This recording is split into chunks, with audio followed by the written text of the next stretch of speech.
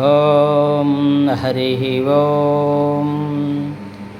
ఓం గురవే సర్వలోకానాం విసజే భవరోగిణాం నిదయే సర్వవిద్యానాం దక్షిణామూర్తయే నమః.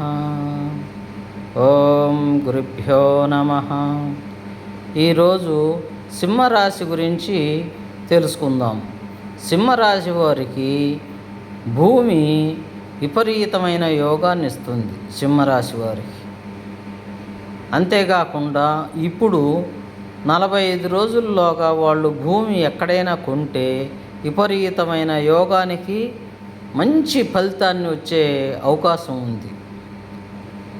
తర్వాత భార్యకి కొంచెం చిన్న అనారోగ్యం ఉంటుంది. ఆ అనారోగ్యం గురించి మీరు బాధపడడం లేదు, కానీ ఆమెకు బాడీ పెయిన్ వచ్చే దానికి ఆస్కారం ఉంది. అందుకని హాస్పిటల్లో చూపియండి. లేదంటే ఎక్కడైనా భైరవ క్షేత్రం ఉంటే భైరవ క్షేత్రంలో ఒక నిద్ర చేసి భైరవుడికి అభిషేకం చేయించితే సర్వ శుభములు కలుగుతాయి భారీ విషయంలో. తర్వాత వీళ్ళకి భూములు బ్రహ్మాండంగా ఉంటాయి. ధనం విషయంలో ఎవరికైనా సరే అప్పు ఇవ్వద్దు. ప్రస్తుతం ఒక నెల డబ్బులు ఇస్తే జారిపోయేదానికి ఆస్కారం ఉంది. భార్యతో వాదనలొద్దు. భూమి మీకు మంచిగా నిలబడే టైం ఇది. భూమి భార్యకి వాదనలు పెట్టుకుంటే, ఒకటి, స్త్రీని ఎవరైనా సరే అవమానిస్తే మనకి పురుషుడికి ఎంతలా ఓడైనా సరే పురుషుడికి నష్టం జరుగుతుంది. స్త్రీ ఏమన్నా ఒకవేళ ఇబ్బంది పెట్టినా ఆమె కర్మకు ఆమెను వదిలేయండి.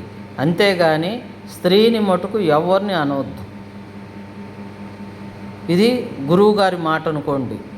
స్త్రీని ఇబ్బంది పెడితే మనం ఇబ్బందికి ఇంకొక రోజు గురి అవుతామని తెలుసుకోండి. బలం ఉందని మనము ఏ విషయానికి దూకటము అంత మంచి పద్ధతి కాదు. సింహరాశి వారికి కొంచెం దూకుడు ఎక్కువగా ఉంటుంది. అందుకని ఆ దూకుడు తగ్గించుకొని భార్యని బాగా చూసుకుంటే మీకు ఐశ్వర్యం విపరీతంగా కలిసి వచ్చేదానికి ఆస్కారం ఉంటుంది. శుభం. లైక్, షేరు, సబ్స్క్రైబ్ చేయండి. హరి ఓం.